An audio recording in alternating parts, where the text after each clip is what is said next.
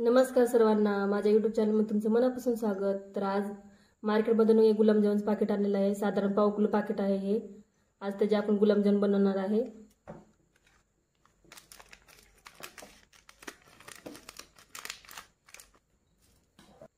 तर हे बघा, मी सगळं पाकिटामधलं काढून घेतलेलं आहे साईडला ताटामध्ये। तर थोडं हातावर तूप घेते, 1 चमचा। हे तूप टाकून असं चांगलं मिक्स करून घ्यायचं, कालवून छान असं मळून घ्यायचं ह्याला। तर हे बघा, आपल्या असं मूठ बांधले की आपलं पीठ छान असं तूप टाकून मिक्स झालेलं आहे, कालून घेतलेलं आहे। आता इथं दूध घेतले मी। दूध जास्त गरम पण नाही, जास्त थंड पण नाही, मीडियम आहे। तसं दूध टाकून कालून घ्यायचं, छान मिक्स करून ह्याला। एकदमच नाही टाकायचं, दूध जसं लागेल तसं टाकायचं, एकदम नाही टाकायचं। तर छान असं मळून घ्यायचं ह्याला। हे तळ हाताच्या साहाय्याने मळून घ्यायचं, छान असं चांगलं जोर लावून मळून घ्यायचं ह्याला। म्हणजे आपले गुलाबजामुन छान होतात, असं चिरत नाहीत गुलाबजामुन आपले।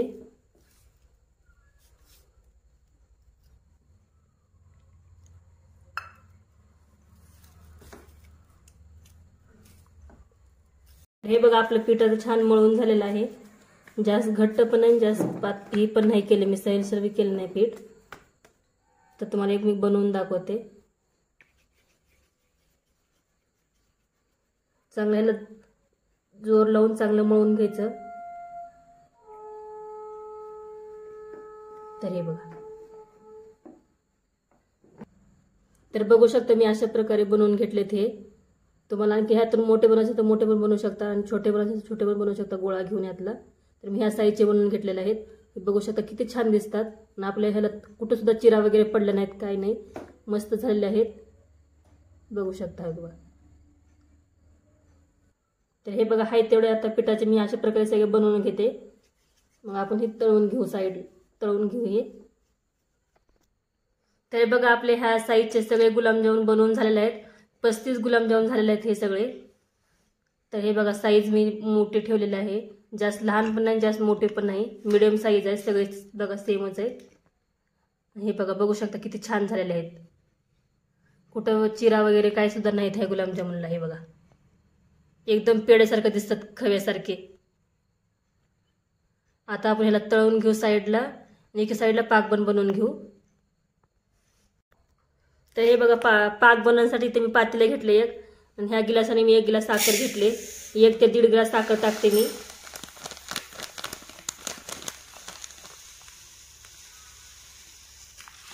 तर बघू शकता, आता ह्याच गिलासाने मी पाणी पण टाकणार आहे ह्याच्यामध्ये। आता बघा, ह्या गिलासाने मी पाणी टाकते ह्याच्यामध्ये। हे बघा, एका साईडला आपलं पाक पण बनवायला ठेवलेला आहे। आता आपल्या पाकाला पण छान असं उकळी आलेली आहे, बघू शकताय। तर बघू शकता, आपलं तेल पण गरम झालेलं आहे। मी गॅसवर तेल गरम होण्यासाठी ठेवलं होते साईडला। तर आपलं तेल गरम झालं, त्यात सोडून घेऊयात आहे तेल। ह्याला जास्त गरम कडकडीत गरम नाही करायचं, मिडियमच करायचं तेल। ह्याला बारीक गॅसवर तळायचं, फुल गॅसवर नाही तळायचं। तुम्ही जेवढं बारीक गॅसवर तळता तेवढं आपले गुलाबजामुन छान होतात। आता मी जास्त घालत नाही, थोडं टाकून घेते ह्याच्यामध्ये, आपल्या जेवढे कढईमध्ये बसतील तेवढे। ह्याला बारीक गॅसवर छान तळून घ्यायचे।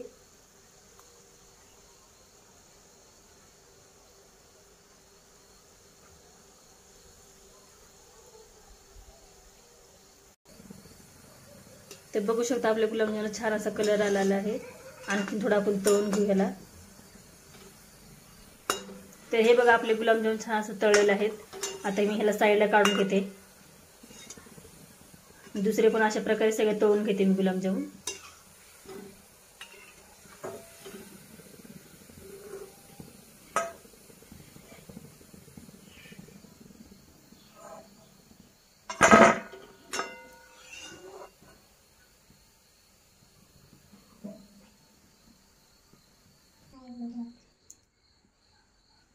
तर हे बघा, आपले अशा प्रकारे सगळे तळून झालेले आहेत। आता आपला पाक पण झालाय का बघून घेऊ आपण। तर बघू शकता, आपला पाक पण छान असं झालेला आहे। आपल्याला पाक काय तार वगैरे बनवायची नाही गरज आहे, तारवर बनवून घ्यायची गरज नाही। फक्त आता असं हाताला असं चिपचिप लागलं का बनवायचं, आपलं समजायचं पाक असं झालेलं आहे। हे बघा, असं असं चिपचिप लागलं की समजायचं आपला पाक झालेला आहे. आता आपण गॅस बंद करून घेऊ. पाक थंड झाल्यावर आपण मग त्यात गुलाबजाम टाकून घेऊ. गरम गरम पाकामध्ये टाकलं का गुलाबजाम आपले गिळगिळ होतात, वल्ले होतात जास्त वलसर. आपण पाक थंड झाल्यावर मग त्यात गुलाबजामुन आणि विलायची पावडर टाकून घेऊ. तर हे बघा आपलं पाक आता थोडं थंड झालेलं आहे. आता त्यात आपण ही विलायची पावडर टाकून घेऊ वाटलेली.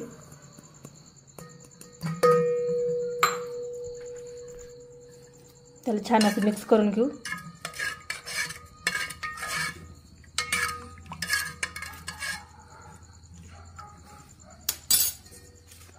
आता आपण हे तळून ठेवलेले गुलाबजाम टाकून घेऊ.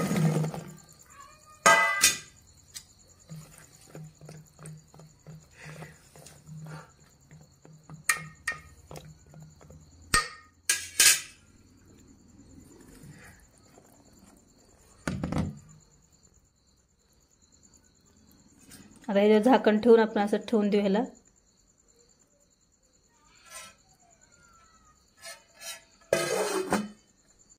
तर बघू शकता आपले गुलाबजाम किती छान झालेले आहेत. मस्त पाकामध्ये मुरलेले आहेत गुलाबजामुन. छान असं पाकमध्ये आतमध्ये पार मुरलेला आहे पाक. बघू शकता किती छान दिसतात, किती सुंदर झालेत गुलाबजामुन. बघताक्षणीच तोंडाला पाणी सुटतंय. तर हे बघा मस्त झालेले आहेत, एकच नंबर झालेत. चवीला तर खूप छान झालेत, अप्रतिम झालेत हे गुलाबजामुन. तुम्ही पण नक्की अशा प्रकारे करून बघा, तुम्हाला पण नक्की आवडेल. आवडल्यास please channel like share subscribe करा. धन्यवाद. हे बघा मस्त मुरलेले आहेत पाकामध्ये, एक नंबर झालेत खायला पण.